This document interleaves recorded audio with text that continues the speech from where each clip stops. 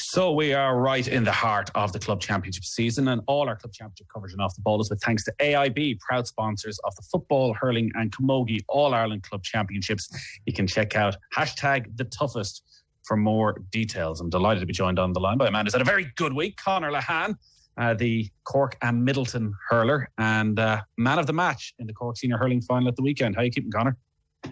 Keeping well, low. Getting past the last few days, recovering a bit, but definitely good spirits, yeah. It's Thursday now, so how many days rest and recuperation have there been, and how many days of partying were there? They're not balancing out yet anyway, so I think another few days and they'll be even. But for now, it's just getting through until the weekend. You're certainly a man for the big occasion. A first Cork senior title for Midleton since 2013. You were man of the match in 2013. You were man of the match last weekend as well. Yeah, 2013 seemed about a lot longer than 8 years ago, looking back on it. But it's just at the moment just trying to take it all in and just really seeing how good the last few days were and just so happy everyone in the club was. It was just, it's a shame we waited so long for another one, but it just felt just as good as the first one. Yeah, that sense of club and sense of community on a day like that. The evening afterwards when the family are there and the friends are there, you know what it's like being around an inter-county setup. How different is it when actually it's the club again? It's so special, because like you said after, when you're kind of in the pitch kind of looking around, it only lasts a few minutes, but you do your best to just take it all in, because all you see after is just pictures and you'd be like, oh, that was such a good kind of moment, and just seeing everyone that you be so well, just even across the club, meeting them across the town, and you just see everyone just smiling and getting photos and hugging and stuff. It's that kind of 10 or 12 minutes after it's the most satisfying feeling, really. It's really special. Yeah. In terms of goals at the start of the year for the club, was it something you sat down, spoke about, that 8 years is a long time for a club like Midleton, that we're putting a renewed focus? Was there something changing behind the scenes, something that happened over the course of the year that inspired you to go and do it this time? I think it was more just kind of managing the expectations side of things, because I think after the last title, it was more, we didn't go on thinking that we had any entitlement to be winning anything, but I'd say we just put the foot off the gas a bit after that year. And then as years went on, probably the pressure of should we actually be winning more than even getting to finals and stuff, and that kind of wasn't happening. So maybe we kind of got into our heads. But I suppose the main difference this year was just really sitting out our stall, sticking to what we said at the start of the year, even if things don't go well. Whatever ended up happening was going to happen, but it's probably just putting your best foot forward and making sure that you be as consistent as you can. It's great that it worked out now, but I really believe that if we lost the quarter-final or the semi-final, we'd still have the same approach. We still would have went into each game the same way, rather than just getting carried away with anything. It clearly had a big role in 2013 and this year, man of the match in both, scoring 13 points in the final against Glen Rovers last weekend.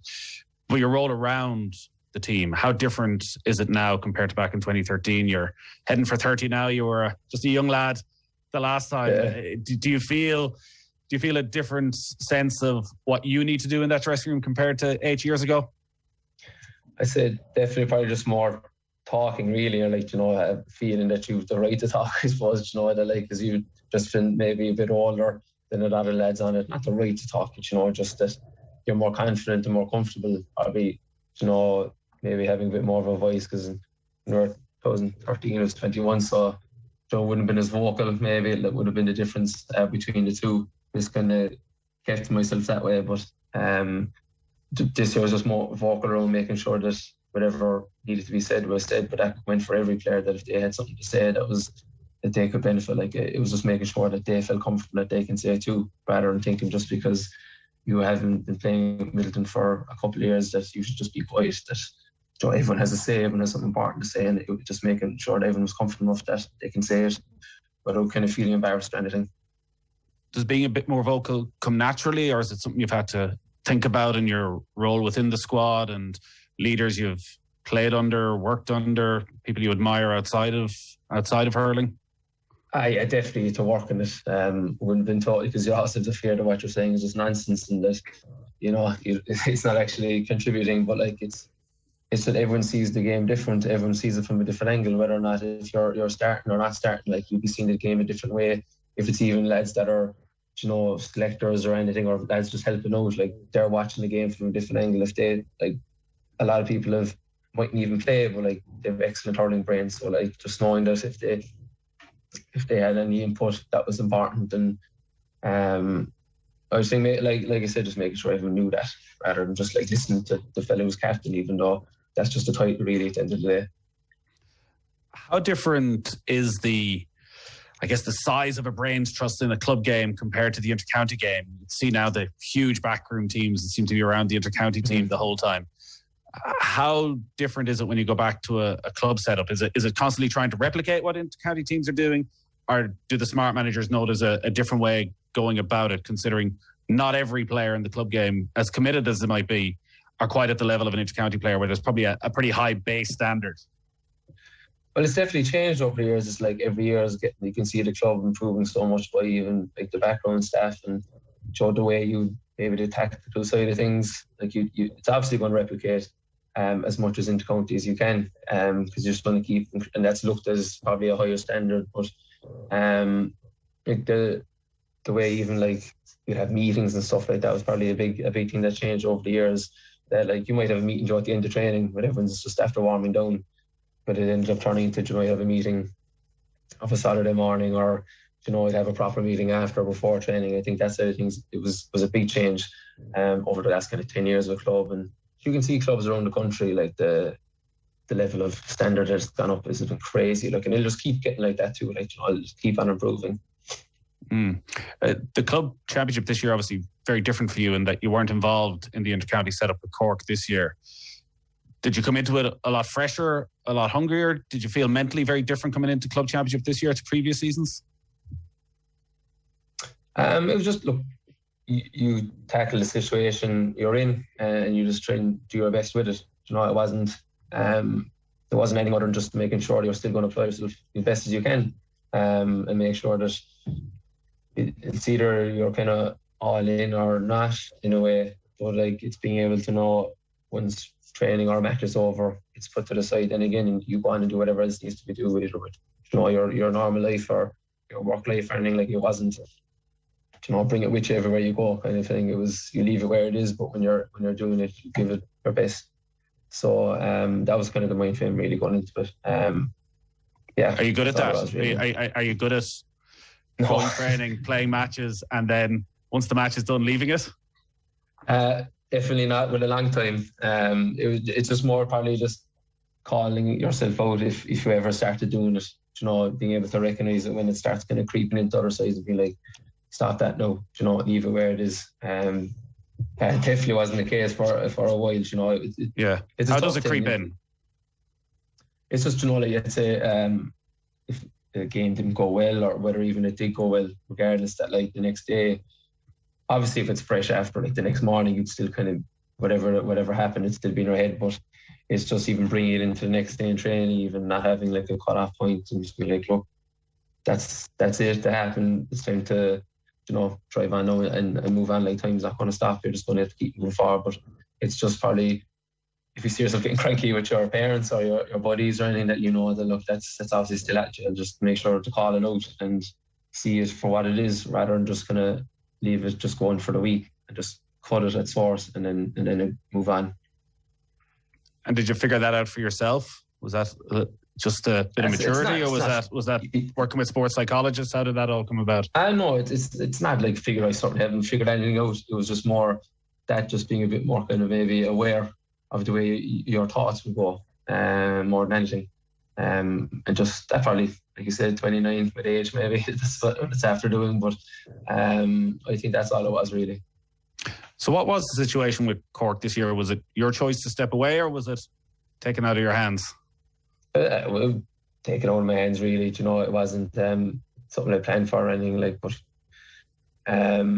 that's just the way it went at the time. And like I said, it was just whatever it was when it happened. Was it a shock? And then just what should always like be a shock initially, like, and you can have your day or two of disappointment and blah blah blah, but like I said, there's another cut-off point with that even as well. It's, not feeling sorry for yourself or anything. It's at the end of the day, you have to adjust and apply yourself as good as you can, and then move on. Hard to move on in a way, though, because you've been around the Cork senior hurling panel for so long, and I don't want to say that you're defined by being a Cork hurler, but I guess you need that bit of ego as well to be a Cork hurler and to feel good about yourself. And like when that's suddenly taken away, it's not I can't imagine it's as simple as Wednesday morning you wake up and go, grand, I'm back to being a club player. How do you go through that of thinking, geez, this thing that's, dreaming of winning All Irelands, that for me, that's not there this year? It depends what your perception of the whole thing is. Like, it's not the same for everyone. Like, I suppose the common thoughts are just what the perception of it is. But like, if you see it a certain way that's different to someone else, then you can handle the situation like that better or worse. It's just like it was obviously a shock because you're so used to it. Was more of a routine that you're probably involved with, 9 or 10 years. It's kind of the same throughout pre-season, kind of the whole year. Then depending how far you get into it, so it was definitely a big change. Because there's not as much time probably committed to it as when you go back, or even when championship starts. It took till the start of the summer this year for a club to start. But like I said, like you have your few days, and then you have to make a decision in your own head, because you could bring that with you, and you don't only end up kind of being like bitter and stuff. There's no life's too short for that kind of thing. And because the season has changed, I guess there's no way really to work your way back in through the club. But when you get that call, and is it Kieran Kingston who makes the call? Do you get that call and you know that that's it? That's it for that season, or that's it forever? Like going forward, is it, or after last year? Sorry, you seem to have just broken up there for a second, Conor. Sorry, I was just asking about the, again, just going back to the moments when you get the call from Kieran Kingston, I presume, is it to say that you're just not in this year? And is it as simple as that? Is there reasons laid out as to why it isn't? Is there a little glimmer of hope held out that, listen, if you do this over the next while, you might be able to get back in? No, it's just a chat. It was just a chat, kind of like a man-to-man talk. There was nothing. Everything was explained, and I was like, you hear it out. There's obviously a few questions asked in there, but like, it was, once the decision's made, it's made. You aren't gonna try and fight it or anything. Like, it's out of your hands to a sense. So it was just the talk that we had, and once that was done, that was it. Then that was the full stop on that. Yeah, it's not just you that's affected, I guess, as well. It is, family, friends. They're somewhere probably revolve around, following you around the Cork as well. I'd imagine they can be difficult conversations as well. Yeah, definitely. It's a shock for everyone. But like you said, that kind of side of things is based off how you take it yourself. If they're like, oh, how do you feel you're fine, then they'll be as well. Or they're just going they don't care as long as someone's kind of happy and fine. So like, once that's known, everyone can move on and see what's next. Conor, just before we let you go, you obviously move on now to the Munster Championship, and Cork clubs don't have a great record in the Munster Championship or in the All-Ireland Series. I think it's a decade since a Cork club last won Munster, and I think since Midleton won the All-Ireland in 88, only one Cork club has won the All-Ireland title. Is it just that Cork is one of those counties where the county title is the be-all and end-all, or are you now going to regroup over the next couple of weeks? You've got Kilmallock in the Munster Championship and are going all out gung-ho to win this, or is there a sense actually of, we've achieved what we needed to achieve? I think so many different teams has won the Cork County over the last couple of years. I think when you put every bit of effort into the county, and if it works out, feel like it's such a kind of relief in the sense of like you've achieved the main goal, because you're not going to go into the year wanting to win the Munster, because you have to get to a county first, and you don't want to be taking it for granted that you'll get to a county final. So I think that's the kind of, like we did it ourselves in 2013, we kind of took the eye off the ball a bit that way, because I think we're just so happy after the win. But the fact that there's a 3 week after, I think will definitely kind of help us in terms of regrouping. So you kind of have your silly week this week, and get going again at the weekend, and and try to apply ourselves the same way as we did for every match during the county championship, the same as going forward. So we'll definitely put our best foot forward anyway. It's we're not looking saying we'll win a title, but just give our best effort. Yeah, there could be a big difference between 1 week of partying and 2 weeks of partying for the performance against Kilmallock. Yeah, definitely. And it wouldn't be long sorting you out if you came in with that. Well, listen, you're still having the first week of it, so enjoy the rest of it, Conor. Congrats on the performance, the man of the match performance again, and listen, very best of luck in Munster as well. Thanks very much, Aidan. Appreciate that. Thank you. Conor Lehane there from Midleton. All our club championship coverage and off the ball is with thanks to AIB, proud sponsors of the Football, Hurling and Camogie All-Ireland Club Championships. Check out #TheToughest for more details.